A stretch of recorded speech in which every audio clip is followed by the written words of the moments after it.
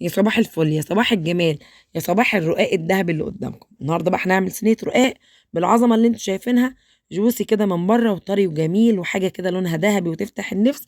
كل دوت بمعلقه سمنه بس. هعمل كل الصينيه دي اللي انتوا شايفينها العظمه من اولها لاخرها بمعلقه سمنه واحده بس. بما اننا احنا عارفين ان الرقاق بيحتاج سمنه كتير، فانا النهارده هعمله بمعلقه سمنه بس. ركزوا بقى معايا، انا جبت معلقه سمنه وسيحتها، وجبت بقى الصينيه بتاعتي ونص كيلو رقاق، وهنا جبت بقى الشوربه بتاعتي. وزي ما انتم شايفين اي بقى مرقه موجوده عندك، لحمه فراخ مش هتفرق. وبقيت ابل بقى الرقاق بتاعي وانزل كده زي ما انتم شايفين باول طبقه. هجيب بقى الفرشه بتاعتي وادي قطره من السمنه، كل ده من معلقه، ركزوا. هنزل طبقه تانية وادي برده كده اقطر قطره خفيفه زي ما انتم شايفين. هكمل بقى كده نص الكميه بتاعت الرقاق وانزل بالعصاج بتاعي اللحمه المتعصجه، وارجع تاني اكرر نفس الحكايه كده، طبقه رقاق وادي قطره من السمنه. عشان طبعا السمنه بقت غاليه اولا، وتاني حاجه صحتنا، المفروض صحتنا الاول وبعد كده السمنه. تمام. الرقاق بيحتاج سمنه كتير، فانا هوفر لكم عشان صحتكم وعشان برضو السمنه غلت.